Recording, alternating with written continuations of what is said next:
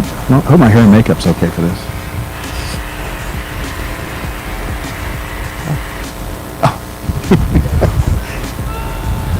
Oh, okay. Outstanding. Well, I just make sure my makeup's not running hot out. I'm glistening.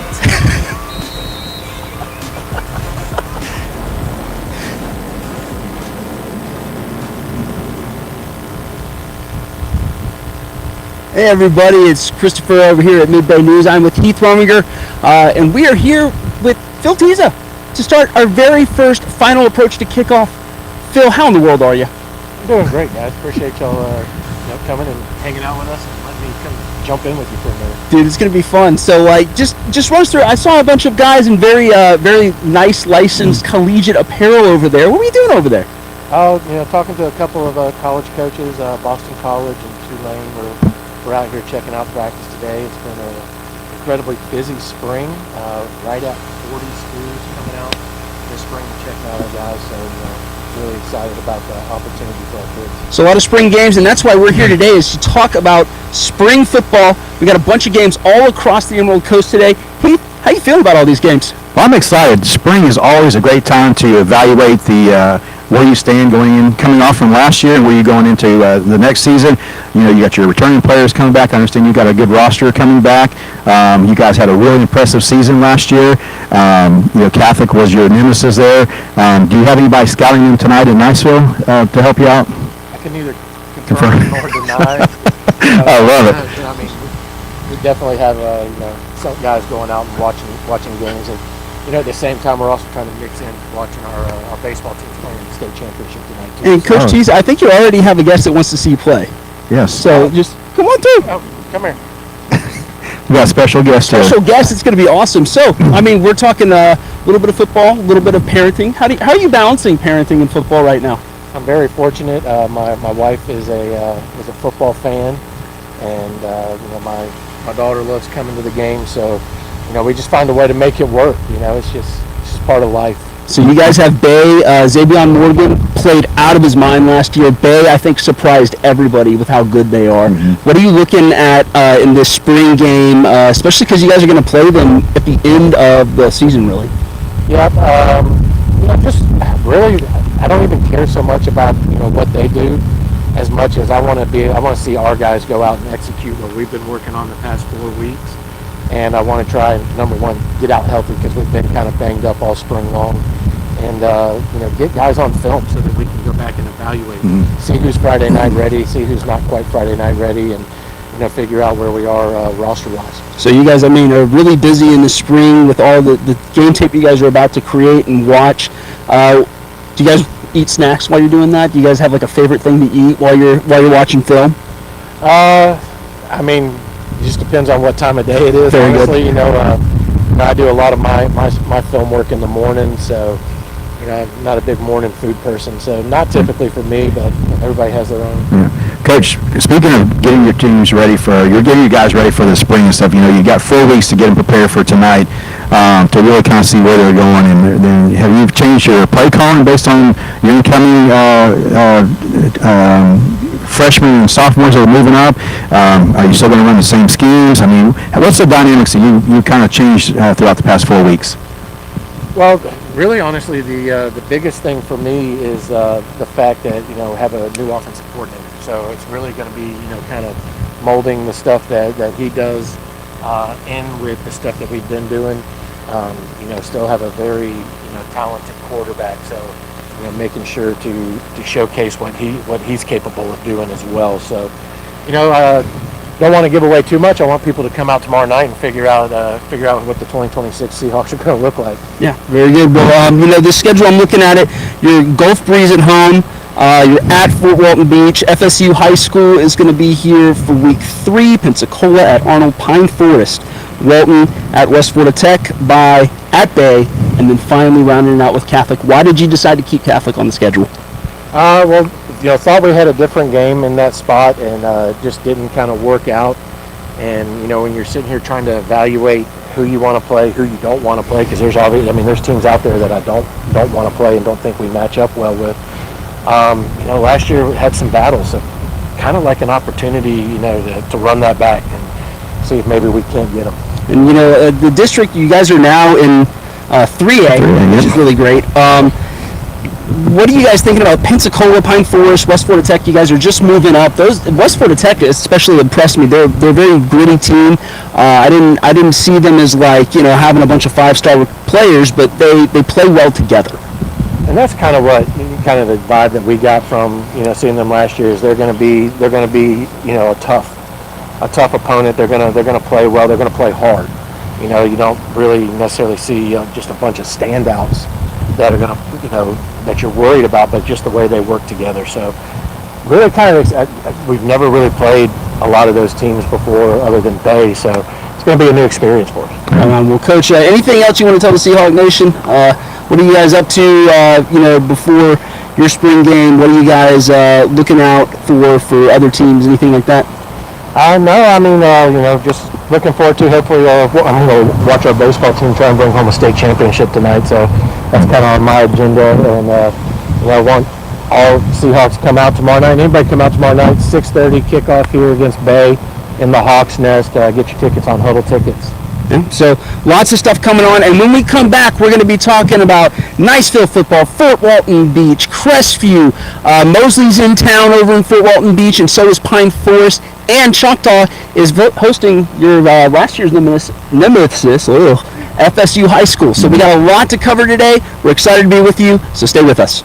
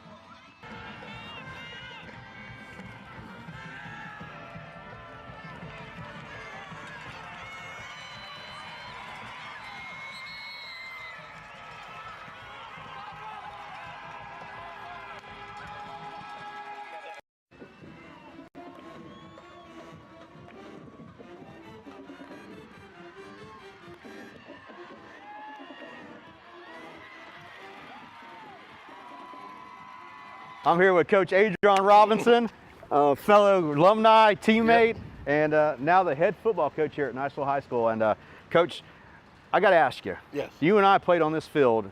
It's been 38 years ago since you and I played here. Now, Yeah. I mean, I know we don't look that old. I think Right. you look pretty young. I mean, we've aged well, in my opinion, right? I think I need to shave this a little bit. Yeah, but so, yeah. so what has changed about the game since then? I mean, you've been in this industry for so long. Right. What is anything changed about the game, or is it still hard-nosed football and discipline and? Yeah, I don't think much has changed in the game of football. You still got to run, still got to pass, still got to block, still got to tackle. I think some of the expectations have changed. Whereas, sometimes some kids want things to be given to them, and that's just not going to happen here at Niceville High School. Yeah. Everything's going to be earned. Yeah. Well, Yep. good. Well, you've come up with Coach Sorrells, who kind of was like what really kind of kicked off the excellence of Niceville Eagle. Then Coach Hicks, Right. and you Grant Thomas Yep. as well, and then Coach Morgan. With those coaches you've worked with, and either being a player or assistant with, what influences have you got over the years, even through others that kind of you're going to bring to the table? Well, I think as the next head coach of Niceville High School, I'm very fortunate because I got to play for Coach Sorrells, who did a masterful job of organizing a great staff. I mean, he had great assistant coaches that I learned a lot from. He was able to be like the CEO of the program.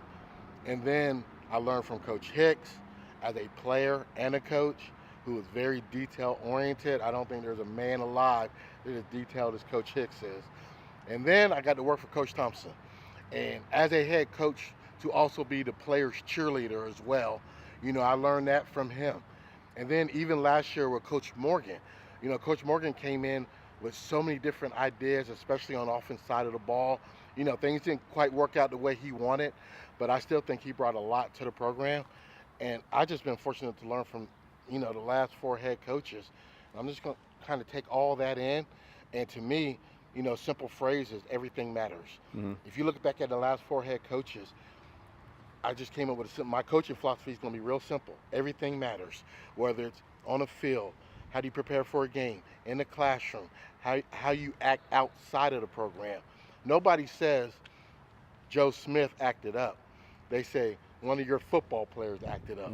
Or on the flip side, just recently, I looked at one of my favorite posts on Facebook from concerned citizens of Niceville, Florida, and there was a comment and I'm not gonna lie to you, Heath, it like brought tears to my eyes, where a lady who worked at the Dollar General made a post about 6 flag football players, females, came into her store and was polite, courteous, and did the right thing. She didn't know their names. She just knew they played flag football at Niceville High School, and that made me proud. And that's the same thing with the boys. It's not going to be one in particular player. They're going to talk about our entire program, whether it's good or bad. And I want to make sure that we lean towards the good. Yeah, well, that's great. So what does success look like for your first year? I mean, how would you, if at the end of the season you say, you know what, we met our milestones, we met our objectives. Obviously getting into the playoffs is one thing. Right. But what do you see developing these kids, your coaches? I mean, you've got to put this team together now, and because if you want everything to click on all cylinders, right, it's got to be complete buy-in. And so how are you addressing that? Well, the first thing is we got to get the players and coaches to take ownership of their responsibilities. For the players, it's simple. Whatever position they play, take ownership. What they do in the classroom, take ownership. And for our coaches, to make sure you take accountability. The sections you're in charge of, take accountability for that. Yeah. It's real simple. We maximize our talent, and we're disciplined, and we look organized. Yeah. That's what success looks like to me. Okay, okay. What changes are you looking at immediately that you've said, you know what, this has to change today in order to move your program in forward? It's the same thing. We're going to be more disciplined. That has to be at the top of the list. Okay. Speaking of discipline, how do you handle player discipline? Well, you know, we have creative ways for opportunities to improve. You know, not that we ever knew anything about that. Not at all. We never got in trouble. No, never. That's why we won state. Yeah. And you know, it's funny because my players, they get tired of hearing about 88. And the simple answer is, we'll put another number on the wall. Exactly. That's a simple answer. If you're tired of hearing about 88, put another number on the wall. But you know, we're going to have plenty of ways to improve. Yeah. Whether it's, you know, lack of playing time or spending some quality time with Coach Brigman. Yeah. We have our ways to make players improve. Sure. Or this just won't be the program for you. Yeah, well, that's good. Yeah. So speaking of the programs, how do you keep up with these different trends that are going on? You know, especially, you know, everybody goes to the West Coast offense at one time. Right. That was the big thing. Right. When you and I played, it was the I formation, Right. power. You know, it was hard-nosed football. Right. How do you adapt to that with these kids and stay on top of obviously their safety is one, and then and whatnot. So I think we're very fortunate to be at Niceville High School. Throughout the years, we made a lot. I mean, if you talk to Coach Soros or Coach Hicks, every famous college coach that was out there, they knew. And that's one of the things that I learned.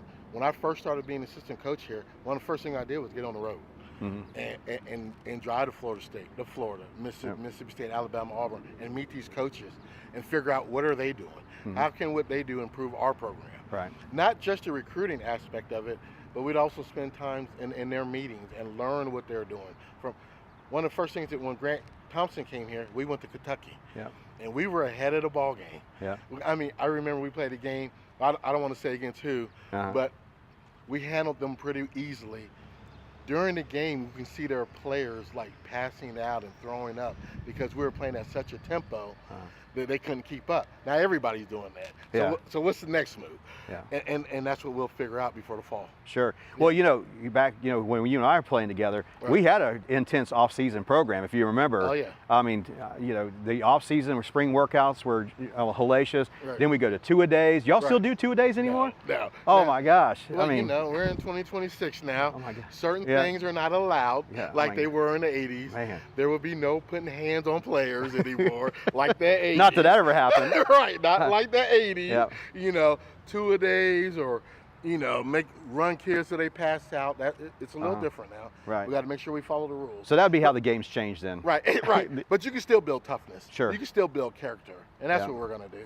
Gotcha. Yep. So how are you connecting with these kids? I mean, you've been part of the program, so you've Right. you've already got some continuity built with them. But Right. you know, these new ninth graders coming in from Ruckle and Lewis and stuff. How are you building rapport with them and establishing, you know, your program? Again, like some of the rules have changed. Yep. So, you know, back in the day, we practiced as middle school students Mhm. at the high school. You know, you really can't do that anymore. Not here in Okaloosa County. But at the same time, as soon as they get in, I think the biggest thing that we lack is communication. Uh-huh. And I think myself and our assistant coaches, we do a good job communicating with the kids. Not just the new kids coming in, but the current kids that we have. Yeah. Yep. Well, good. So, tell me, what do you see as the biggest way for you to connect with the community and the parents and the alumni? Being an alumni yourself, I mean, Right. So I think that gives me a little bit of advantage. I mean, Yeah. I know a lot of the alumni. Mhm. I played with a lot. I went to school with a lot of these. Yep. But I think as the head coach of Niceville High School, you got to get out in the community some. And I've already started that process. Like I told you earlier, I went to Northwest Florida State and met with Mel Ponder and got to meet a lot of the community leaders that takes the leadership class over there at Northwest.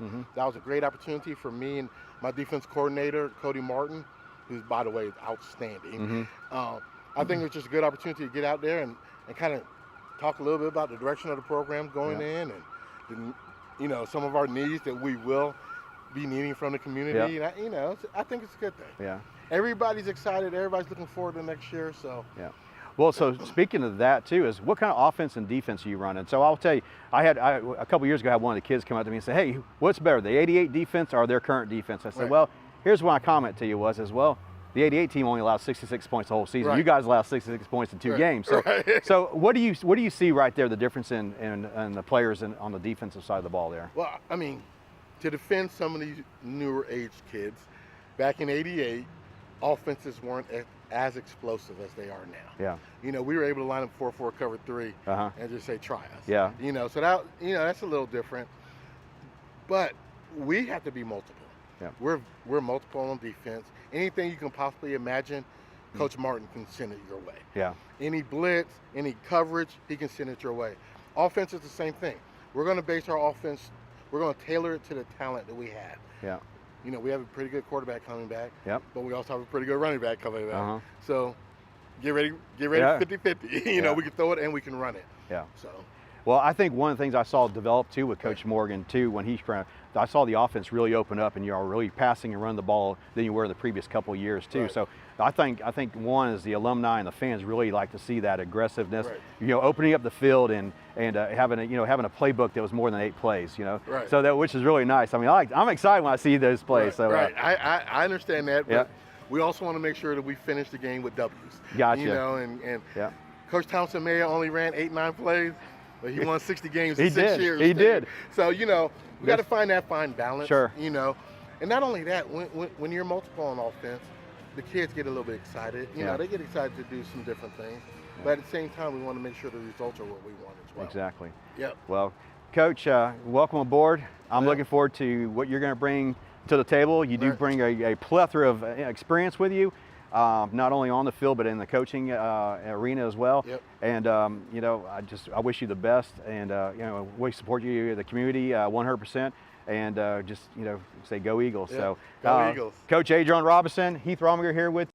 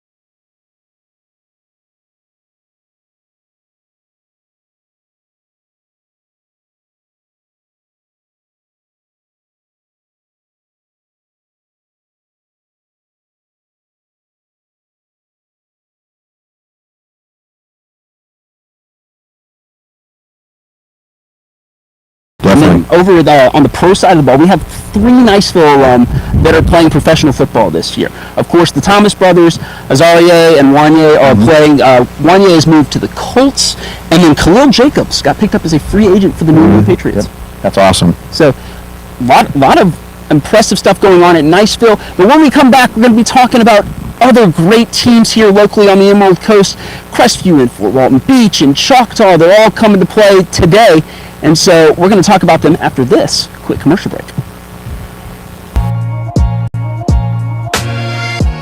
You know your lawn's looking a little bit janky. All those busted up sprinkler heads, dead patches. It's okay though. Final Approach Irrigation's got you. Their experienced and knowledgeable staff will quickly diagnose the problem and get right to work fixing it. Final Approach Irrigation is the best in the game, and they'll keep your lawn looking undefeated this fall. The refs won't be throwing any flags on them. They'll do you right every single time. Absolutely fair and transparent pricing, along with honest work ethic and integrity. Check them out over at finalapproachirrigation.com to get started today. Thanks again to our friends at Final Approach Irrigation for sponsoring this show and making sure you know everything there is to know about high school football here on the Emerald Coast this season.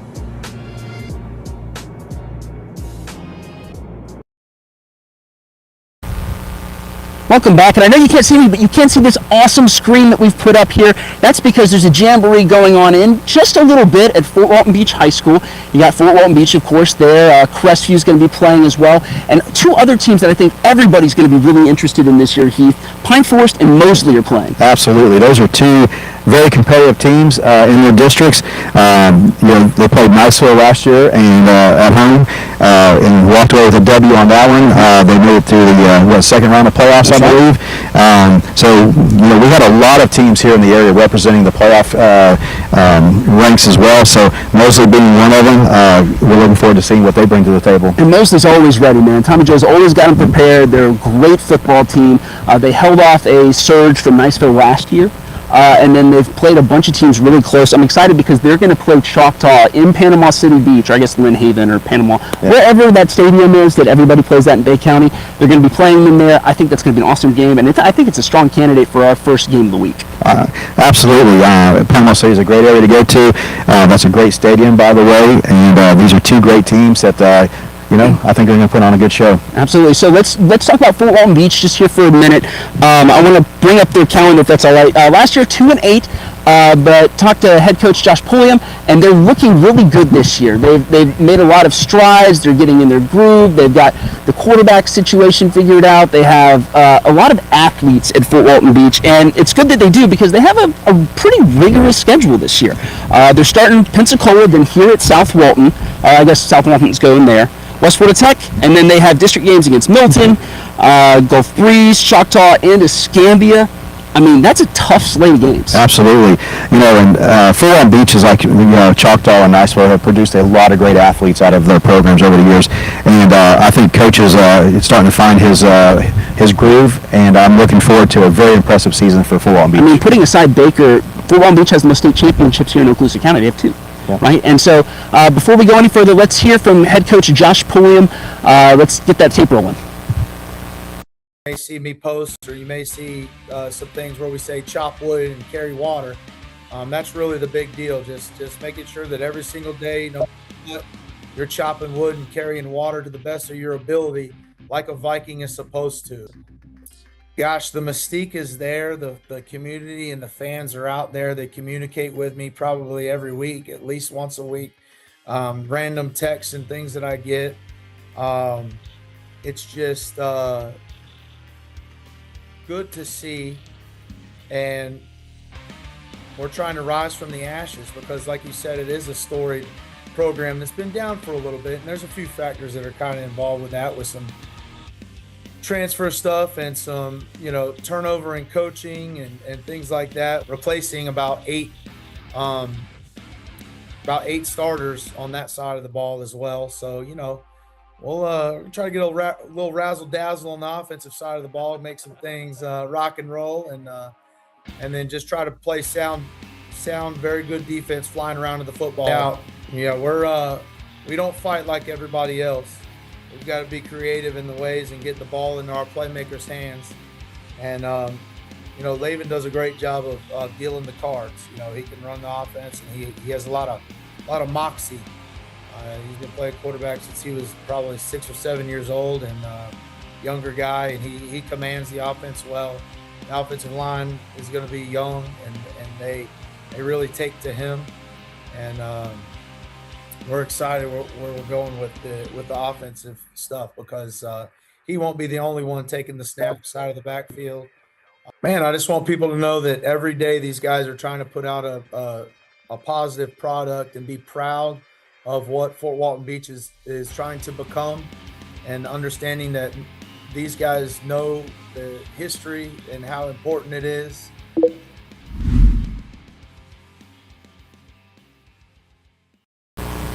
Welcome back, everybody. Quick run through Crestview's schedule, because Crestview is also in this JAMBOREE tonight. Looking at tough games. I think this may be the toughest schedule that we see. Lincoln, Enterprise, Pine Forest, Tate, Coffee County out of Georgia, Pace, Marshall out of Central Florida, Niceville, and then Dothan. And, I got to talk to Coach Grant about everything that they're doing at Crestview, and he's really excited for this future. He's an offensive line guy, so he loves how good his offensive line looks this year. So let's roll that tape. I'll say this: we've had a great off season. The kids have done a great job of competing in the weight room, competing in our movement. I think we've had a great spring. I was really happy with our red and white game Monday night. But this is a new team. They have to go out there and earn it. And we have a gauntlet of a schedule. I would probably argue it's the toughest in the area from game 1 to game 10. But after playing Mandarin last year, you have to be battle tested in 5A. I think 5A in the state of Florida is the toughest classification in the United States. When you look at all the previous state champions and everything they've had at Central Florida and South Florida. So we're definitely going to be battle tested this year, and I'm really excited for the challenge. But again, it goes back. Look, we have one goal here, something that's never been done. We want to win the state championship. You're not going to win the state championship by playing low-level competition. We got to play people that in the fourth quarter, it's a one-score game. We need to stop, or we need to go get a score. So, absolutely. I mean, look, it's one of it's one of the best rivalry in sports in the Panhandle, I would say. Look. It's like we're playing in the SEC. There is no week where we can just show up, and no, we have to be ready to play. The mindset has to be ready. The preparation has to be there. So, but look, that's what makes it fun. Brock Spears, in the last JV game, he threw for over 300, or right at 300 yards. So he's a guy that can really spin it. We have a good balance of seniors, juniors, and sophomores of contributing, but we returned 5 starting offensive linemen that started at one point last year. We're finally getting back to some girth up there, where my second and third year, I think the middle school offensive line was bigger than us. So, but they're finally here.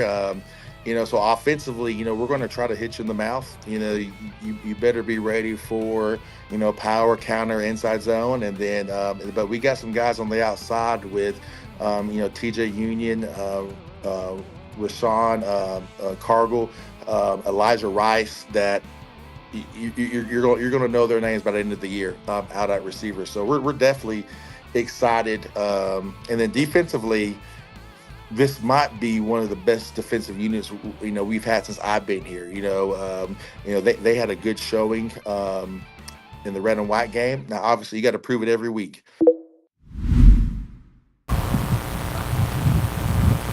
Welcome back, everybody, and thanks so much to Coach Thomas Grant for giving us that awesome interview.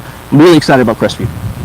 I'll tell you what, Crestview last year started off a little on the questionable side, but I don't know, they found something mid-season. Boy, did they. I mean, they came back on Niceville, and then the rest of their season they seemed to turn things around and had an impressive finish, even though, 6-5? 6-5 is, I think, the final score, but I was just so impressed by that second half against Niceville. They were truly incredible. It was one of the best halves of football I've ever seen. Well, I'll tell you, I've watched Crestview over the past couple of years, and hands down, they have some of the best athletes I've seen on the field. It's just putting that together and making it happen. I think Coach is finding that little that recipe. Yeah, so speaking of somebody that's had a lot of success, we're looking at Frank Beasley's team next. The Choctaw Indians are on the march again. They're playing FSU High School, so it's Indians versus Seminoles. I like that. That's good. Yeah. So good schedule for the spring game, but this is also a very, very fun schedule for next year. At Mosley versus Auburn, at Pace, at Escambia versus Niceville, at Milton.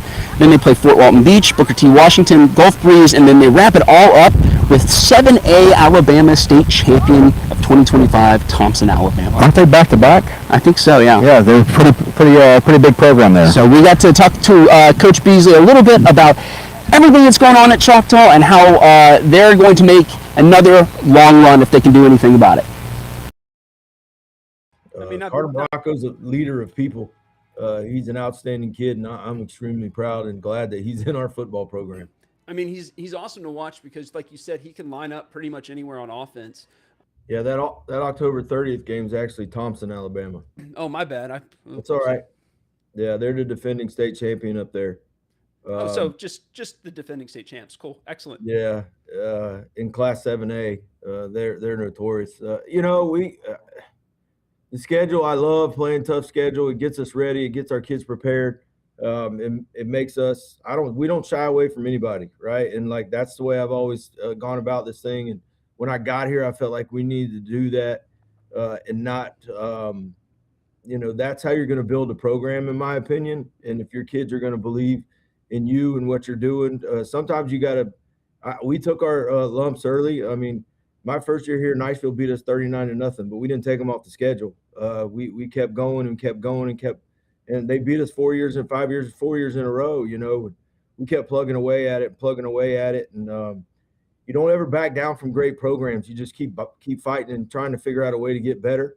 And back to our running backs a little bit, and those are the guys that take you through this kind of stuff. And both those guys, they've all grown up together. Carter and Dante and Vaughn, they all went to Pryor and Meggs, and those kids are the backbone of our football program. Rhino Burks went to Meggs. He's a tight end that's unbelievably great player. And DeMonte Williams, a defensive tackle. Kevin Bravo, a defensive tackle. TJ Franklin, who's got an offer from a freshman that got an offer from Florida State last week, played at Meggs. All these guys that understand what it takes to get to where we need to go. That's why we schedule who we schedule, and we develop the kids that we develop. I'm extremely excited about this group. And again, that's just how I felt like we needed to build a program by playing super tough people. Mosley kicked our teeth in the first year we played them. And then we turned, we just had to figure out what it was about and keep plugging away at it. Do you think it's fair for a guy like TJ Franklin to be 6'4", 220, and also smart? Well, it's fair when he's on our team, right? We feel good about that. He did an outstanding job developing at Meggs. Meggs did a good job. Middle school did a good job of developing. He played wide receiver there. Came on our campus last summer, and I said, you look like a defensive end edge guy. And he just really bought into that. Jarrett Johnson, our defensive line coach, who has taken a job at University of Alabama, but he's worked with our guys since last year. And this spring, he's still working with them. And he's done an outstanding job of developing those kids. And so Choctaw football will be successful this year if blank. If we stay healthy and find some consistency on both sides of the ball. Spring for us is a big time to find a physicality, make sure that we're physical in the things that we're doing. And we call it contact courage. Like we got to find the guys that have contact courage, and it's not really a problem around here nowadays. And then the second part of spring for us is blocking and tackling, getting good at fundamentals. And really the third part is building a football team and moving a lot of guys around, finding the right pieces that fit. And, we have very All right, guys. Well, welcome back. We are here on the grounds of South Walton High School. And as you can see, it's almost time for lacrosse practice, which means even though we had a great show today, Coach Beasley gave us a lot of information. Your thoughts today on the spring football in general? Well, like I said, this is exciting time here. You're wrapping up the school year. The guys get a chance to play a little football before the end of the school year, and kind of see what they need to work on over the summertime, and come back poised to put on a show, and while they all make a run for the high school state championship run. That's exactly right. And stay tuned to our social media and our website. We're going to be getting video and photos and everything from the spring games this evening. So we'll see you there. But until then, I'm Christopher Saul. He's Heath Roniger, and we are really excited to see you and excited for football. And thanks for tuning in.